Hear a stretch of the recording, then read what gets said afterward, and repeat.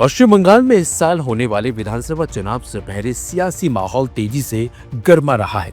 तृणमूल कांग्रेस शासित राज्य में अचानक धार्मिक स्थलों से जुड़ी गतिविधियों का बढ़ना, चाहे वे बाबरी मस्जिद के शिलान्यास की बात हो, मुख्यमंत्री ममता बनर्जी द्वारा मंदिरों का उद्घाटन हो या फिर अब बंगाली राम मंदिर की प्रस्तावित योजना हो, यह संकेत दे रहे हैं कि चुनावी राजनीति में धर्म एक बार फिर केंद्र में आ गया है।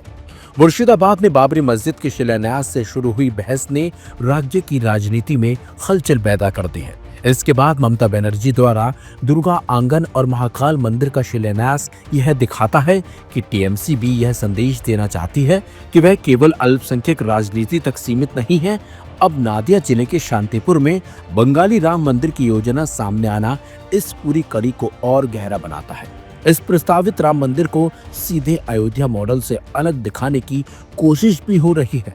कृतिवास ओझा की परंपरा, बंगाल रामायण और हरा राम की अवधारणा को आगे रखकर यह कहा जा रहा है कि यह मंदिर बंगाल की सांस्कृतिक पहचान का प्रतीक होगा, न कि किसी एक पार्टी की राजनीति का। लेकिन चुनावी समय में इस परियोजना का उभरना संयोग से ज्यादा रणनीति के तौर पर देखा जा रहा है।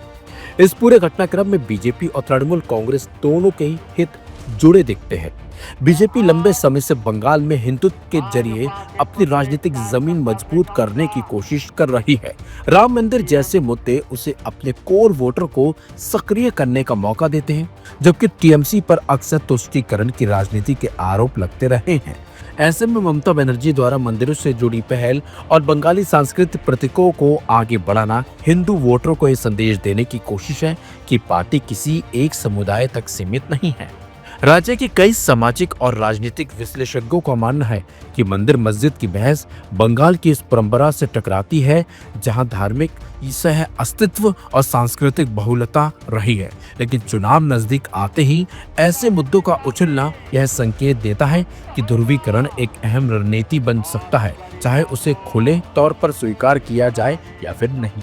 शांतिपुर जैसे इलाके में स्थानीय लोग इसे अपनी सांस्कृतिक विरासत से जोड़कर देख रहे हैं और जमीन दान तक की बात कर रहे हैं। वहीं दूसरी ओर सवाल यह भी है कि अगर यह परियोजना 2017 से प्रस्तावित थी तो उसका औपचारिक रूप से सामने आना ठीक चुनावी साल में ही क्यों? पश्चिम बंगाल में मंदिर बना मस्जिद का मुद्दा केवल धार्मिक नहीं बल्कि गहराई से राजनीतिक है। बंगाली राम मंदिर को सांस्कृतिक पहचान के रूप में पेश किया जा रहा है, लेकिन इसकी टाइमिंग और राजनीतिक संदर्भ इसे चुनावी रणनीति से अलग नहीं होने देते। आगे आने वाले महीनों में यह साफ होगा कि यह मुद्दा वोटरों को कितना प्रभावित करता है। लेकिन इतना तय है कि 2026 का बंगाल चुनाव सिर्फ विकास से सुशासन नहीं बल्कि धार्मिक और सांस्कृतिक पहचान की राजनीति के इर्द गिर्द ही लड़ा जाएगा।